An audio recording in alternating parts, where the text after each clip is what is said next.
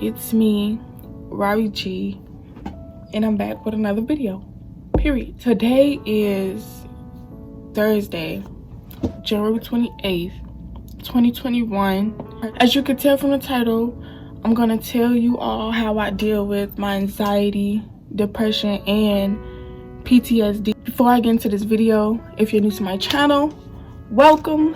Thank you for the 300 subscribers. I really appreciate it. Really appreciate it. I didn't think nobody was gonna watch my channel for real or anything like that, but when I reach 500 subscribers, I'm gonna be doing a little giveaway. Make sure you will tune in to my social medias that's in the description box, and don't forget to subscribe if you're new, period. Hold on, I need to put on some lip gloss.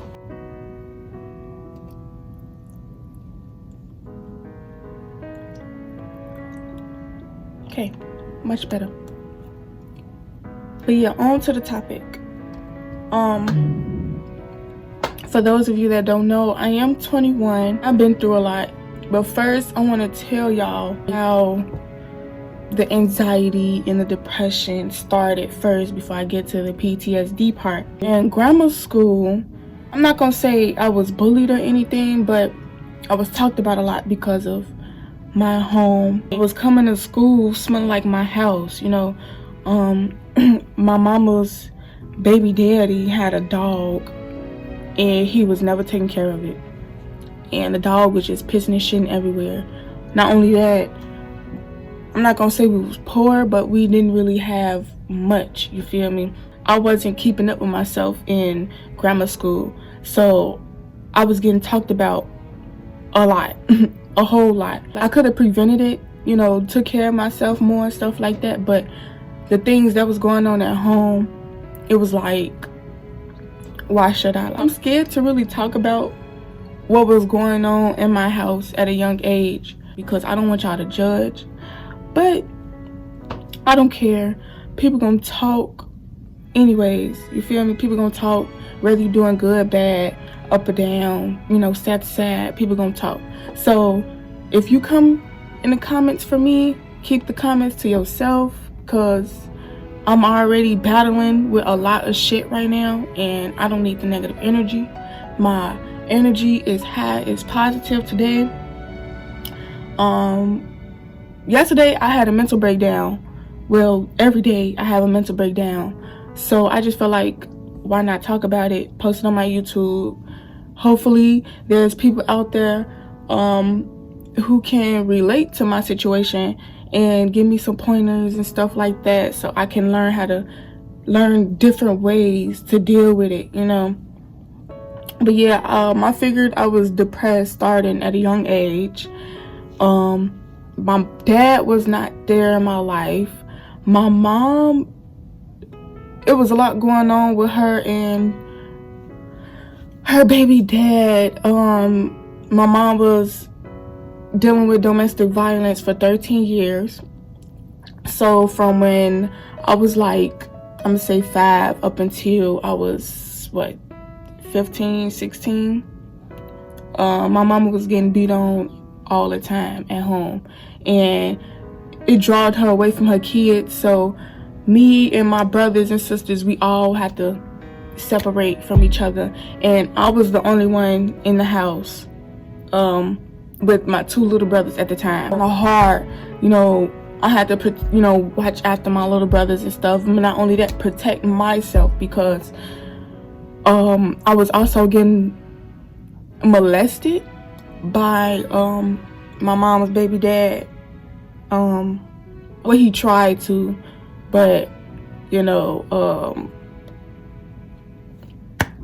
it didn't happen. He tried to do it to my sister as well, and she told my mom. My mom didn't believe her, you know, at the time, because of he was in my mama's ear. My sister drew herself away from us, and then my brother got into it with him at the time. So my mama sent my brother away with my granddad, so it was just me and my 2 little brothers. And right around that time was the hardest, because I was rarely talking. I was going to school smelling like anything, like didn't take care of my hair. Like I was legitly like depressed, and I didn't know it because I was so young, you feel me? And my teachers recommended me to a therapist like once or twice out of a week, and even then I wasn't even talking to the therapist. I was really just lying to her like, yeah, I'm okay, everything's okay at home, but really I was really like losing myself. In 7th and 8th grade, literally 7th and 8th grade, I was depressed. Oh my god, y'all, I wrote a letter to myself, pretty much a suicide note, and I left it on the bookshelf so my mama can read it. And y'all, I don't even know, like, that's crazy. Everything I've been through at a young age, I wrote about it, and I left little notes and stuff around the house to see if anybody was gonna read it. I have so many journals from years ago, like diaries and stuff like that. I have so many. I even wrote poems to myself to get the stuff out my head and stuff,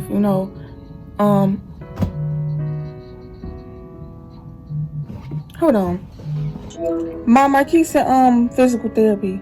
Actually in his wheelchair appointment, and he gonna be in therapy all day. He discharged on the 6th, 10 a.m.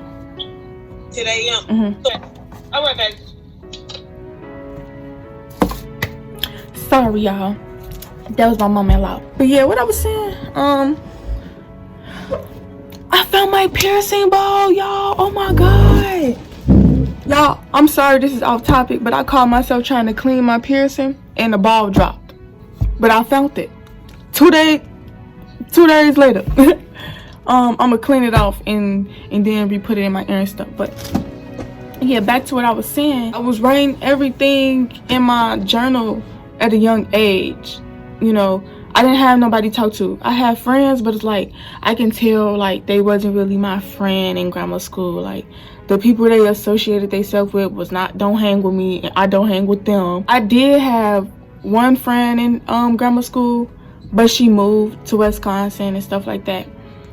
So after she moved, I didn't have no friends really. She was just a real ass friend. I never thanked her for what she did. Like she really took up for me and stuff like that. And I really appreciate her. I can't fucking talk.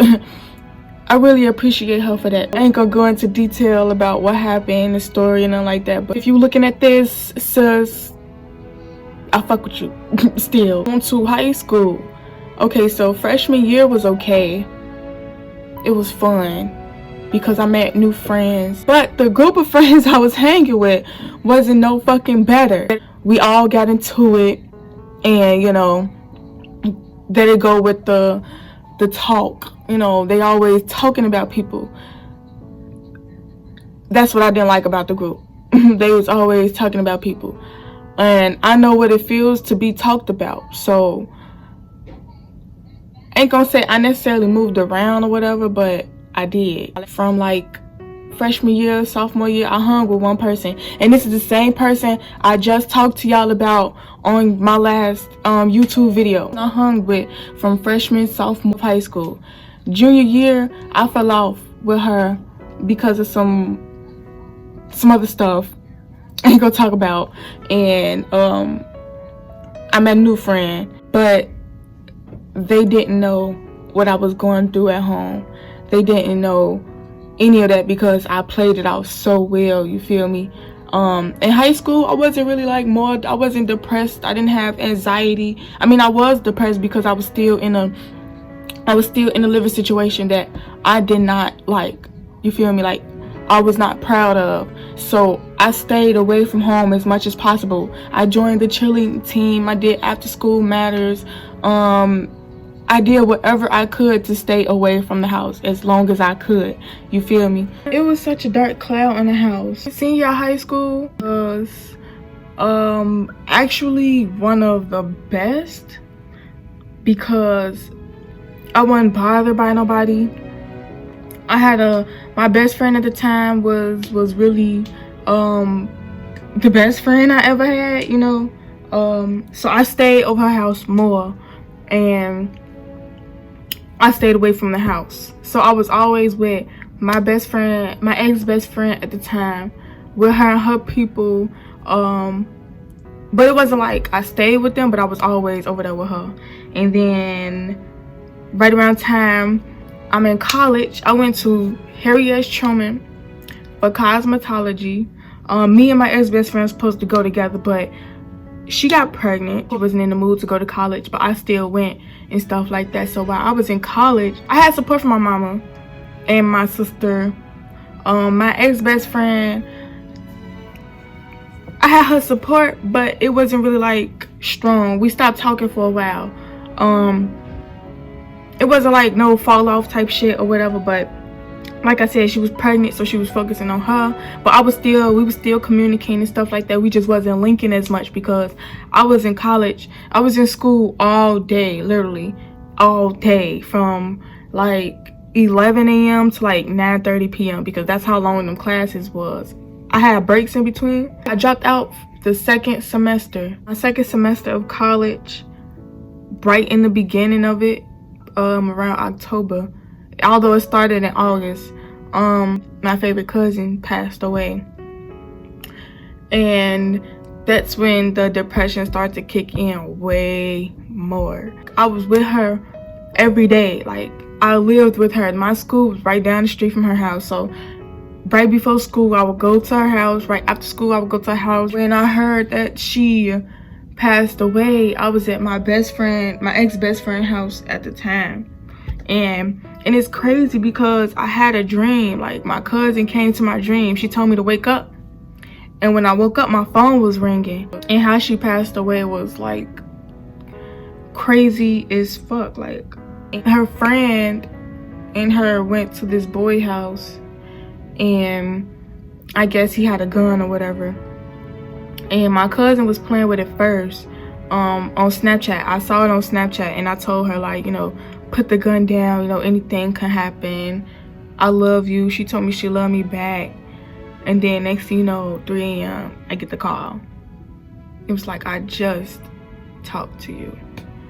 I just talked to you. Not only that, I just saw your face before I came over my best friend's house. I just left your house to come to my best friend's house. Like, we just talked. That's what made me go deeper into depression. I started falling off in school. I didn't come to school. I was missing more days in school. I wasn't doing my work. And then right around the time midterms came, I wasn't feeling it.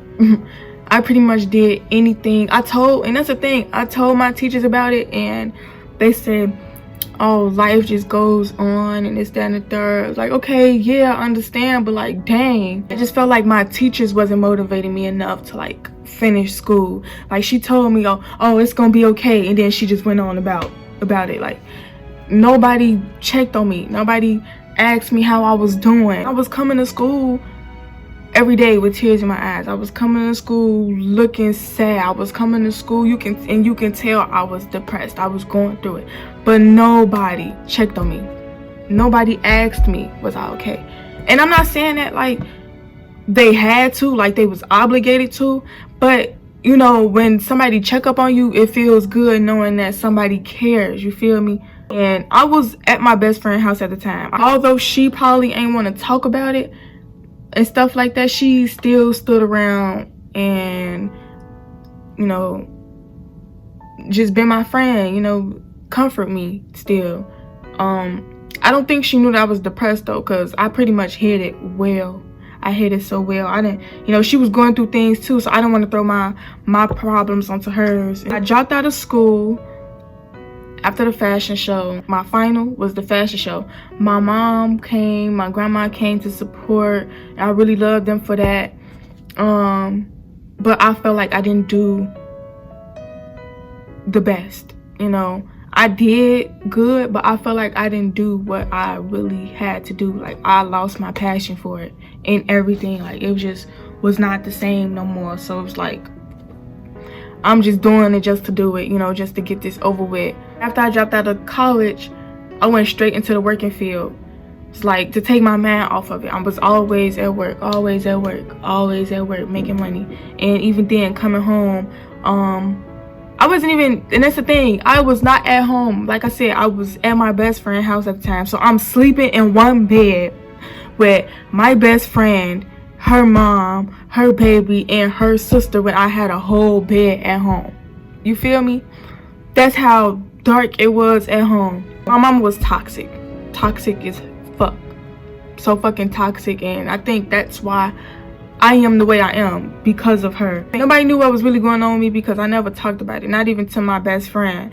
It's like I just let everything bottle up inside me and I shut down. I don't talk at all. Instead of talking about it, I just cried. And I know she was looking at me like, what the fuck is you crying for? It's like, I'm crying because it's so much in my head that I want to say, but I don't know how to say it. I act like it's nothing wrong up until like I create a problem type shit. And that is toxic. And I learned that. I've definitely learned that now. She had to take from somebody else, which is Marquise, to get him, like, tell me like, oh, you're toxic.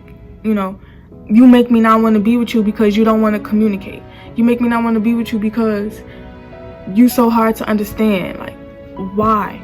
And it was hard for me to tell him, like, I grew up in a toxic household and it's my past dwelling on me, is weighing me down. That's why I'm not good at communicating. And I don't like to talk about how I feel most of the time because I don't want nobody, like I said in my last video, I don't want to put my energy up on nobody's energy because I know my energy travel. If I know when I'm mad, I can make you mad, why would I want to be around you? And that's what I'm learning.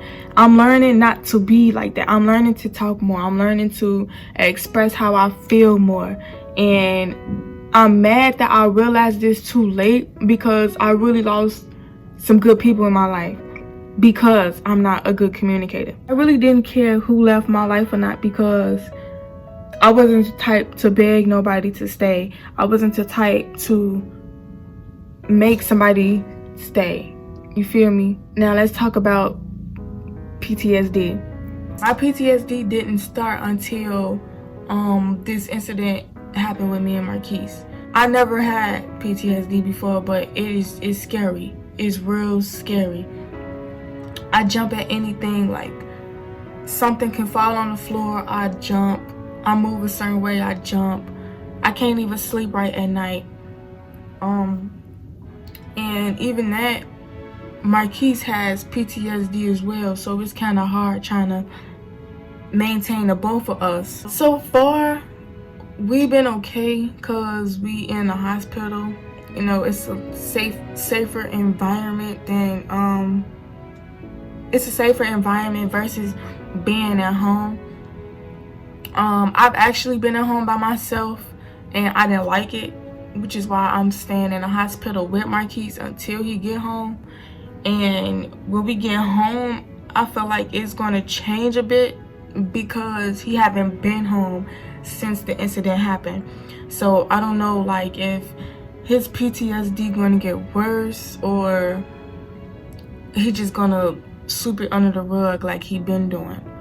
But me, on the other hand, since it was so close to my face and I pretty much saw it happen, I'm still traumatized by it. Like, when I go to sleep, I still see everything. Like, I see the gun, I see the bullet, I see the glass shatter and everything.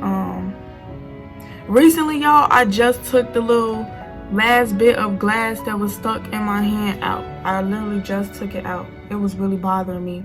How I deal with it, I just try, like, to do things to get it off my mind, you know, like I listen to music, I write in my notes. Since I don't have my journal, I be writing everything in my notes, how I feel, my dreams, my goals, my manifestations. I write all that in my notes since I don't have my journal. And when I'm by myself, I read all my goals and my manifestations and my affirmations to out loud to myself so I can make myself feel better. And it does work. I see that as a way of uplifting myself, because half the time Marquise is at physical therapy. Like right now, he's at physical therapy, so I just be in a room by myself thinking. And while I be thinking, I just be typing in my notes and stuff like that. But instead of typing in my notes, I'm gonna try to post more on my YouTube and keep y'all updated. Marquise is leaving the hospital next week, so when that comes, I'm gonna vlog that and stuff. And yeah, but that's all I wanted to say. I'm not gonna add too much, say too much, because I don't want this video to be too long. Like I said in the beginning of the video, if you have any suggestions on how you deal with PTSD, anxiety, depression, you can leave them in the comment section. It will help me out a whole lot more. I want more things to do, especially while I'm in a hospital. Thank you for watching this video. If you support me, thank you. I really appreciate it. I'm trying to stay positive. Really, I'm thinking about going back to work, but I don't think I want to be a security guard anymore. I think I want to be something else. I think I want to do something else, you know. I think being a security guard gonna trigger my ways, because for one, I'm gonna have to be walking around a building by myself, and I'm not ready for that. For two, it's just too much to deal with while being a security officer, and I don't think my mental state is ready for that just yet. So I'm gonna get back to work. But like I said, I'm gonna find a different occupation. Since I don't live in Chicago no more, I'm just gonna find other jobs where I live. And hopefully it'll be part-time. I still gotta help Marquise with him in his situation until he's independent on his own. And right now he's not independent. I'm gonna keep y'all updated. Stay tuned for my next video next week.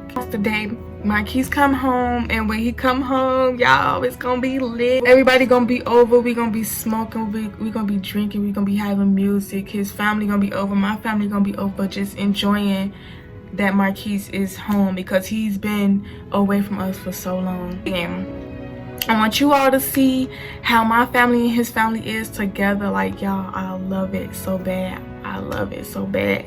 I can't wait. Excuse my dry lips. It's like early in the morning and I don't know where my lip gloss at. Don't forget to subscribe. I'm trying to reach 500 subscribers by March. I'll see y'all when I see y'all. Peace.